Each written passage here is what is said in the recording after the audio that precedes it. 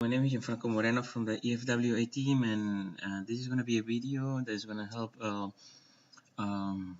future developers understand how the deployment in Visual Studio works in relation with the folder inside the www.root and how each file is created from the application itself.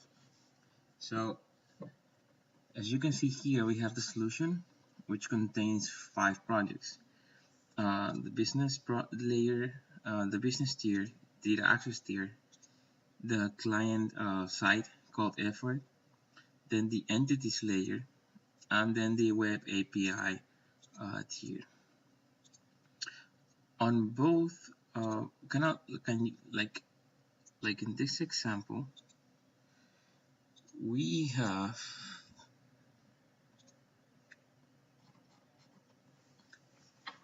that this is the Visual Studio solution, and we have the presentation layer, which is the effort project. Then we have the business entity or tier, which is this class library. We have the web API, which also contains the Redis installation, which is this project that has installed Redis as a NuGet package right here.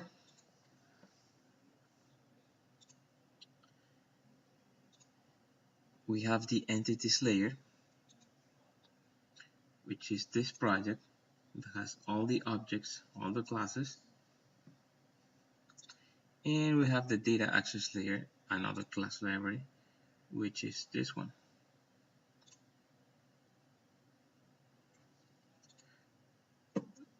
Like you see here, we have that there's a dependency between the presentation tier to the business layer and to the entities layer. That reference, it's mirrored in the project itself,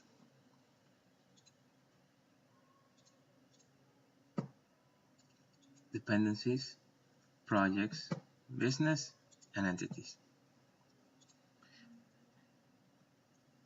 The business layer has a dependency just to the entities.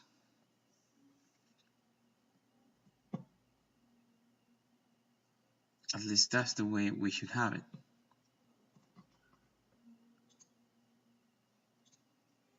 In this case, we also have a direct relationship with the data access, because at the beginning of the project, we were working directly, the business layer was directly calling the data access layer instead of the API. But in reality, it should only have reference to the entities layer. Then we have that the RESTful API has a reference to entities and a reference to the data access. And if we go to the web API, dependencies, project, you see that it has dependency to data access and entities. So why does it show here a relationship with the business layer? Because we were testing Redis, but at the end, since Redis is installed in the web API, this dependency to the business layer can be removed, as well as a dependency in the business layer to the data access project, which was used just at the beginning of this course.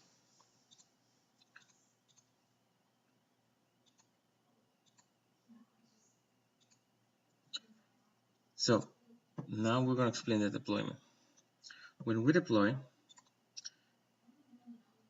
all the class libraries, which are entities, data access, and business, are going to get compiled and are going to save everything, all the information about all these classes into one file called business.dll. And they're also going to create a file called business.pdb, which is going to save everything inside the dependencies, the assemblies, references to the assemblies, reference to the NuGet packages, reference to the project dependencies, and then reference to all the SDKs.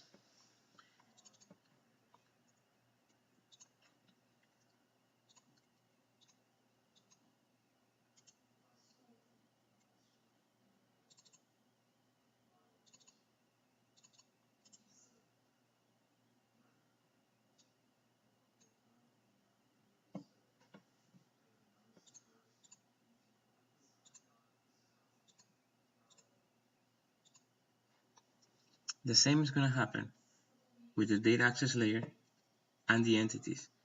So we're going to have, when we publish effort has a dependency to entities and to business.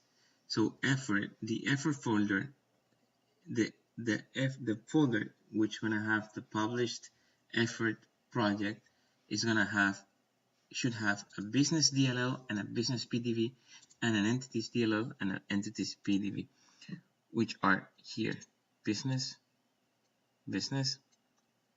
and entities. Why does it has data access? Because it has these wrongful references here. If we remove this, they shouldn't be installed anymore. What about the rest? What about the effort project? Effort is going to create one DLL for the views, which is effort.views.dll and effort.views.pdb. Also, it's going to create an effort.dll, which is going to contain everything that's in the controller, everything that's inside the models, everything that's inside services, and these startup programs or files. It's going to contain also information about the dependencies and information about the properties. It's also going to create a web config file because we're publishing in an IIS. And it's also going to copy directly, it's going to be a hard copy of everything that's inside the www.root. Everything that goes inside the www.root is going to be physically copied. So all these files are going to be copied into www.root folder inside that publishing, which is right here. www.root is going to have the same structure, the same files. So if we want to publish a specific file into the application, we need to put it inside www.root. This is CSS files, JavaScript files, images, specific libraries, icons, JSON files that we want to put there, XML files, everything that we need the application to access it directly needs to be inside the www.root folder. And the same concept here in effort applies to the other .NET Core application, which is Web API. So the Web API publishing folder is going to contain a Web API.dll, Web API PDB, which is going to contain the dependencies and the properties. It's going to contain a www.root if there's anything inside www.root. In this project, www.root is empty. That's why it's showing this X. So it should be empty. There's nothing. There's no www.root file. And it's also going to contain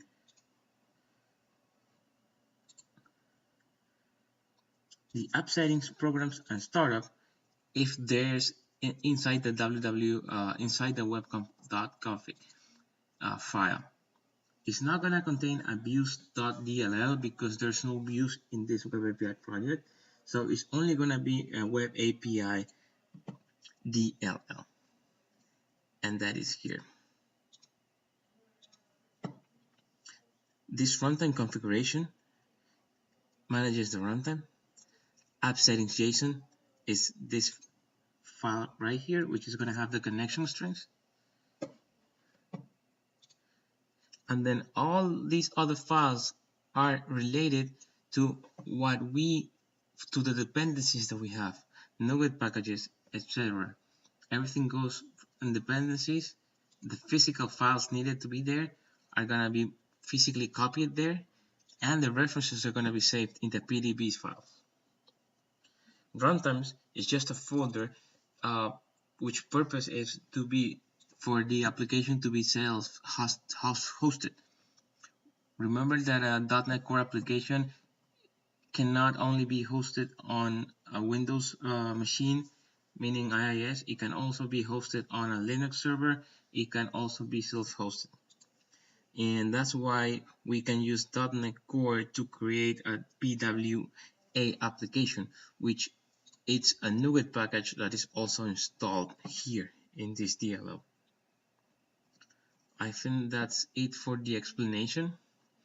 Now I'm gonna kind of show what we have in the actual image or file. Let's find it. So here we're showing the effort application. This would be the project. This would mimic the www.root that we published, and also this is gonna kind of relate to the folders that we're physically copying. So this graph actually shows all the published all the files that we're creating when we were publishing that are specifically related to everything that we have coded. Everything that is not here was copied by the solution publishing process, but it's not directly related to what we coded. It's more related to references and things that Visual Studio that the .NET Core application needs to be self-hosted. But everything that is in here is related to what I have just explained, and it's also related to what we have in the solution. So I think that's it. And there's another pretty quick explanation here that you can read and try to understand. And for everything else, you can always watch this video. And I'm just hoping that I was as good as I wish I could be explaining myself. Thank you very much.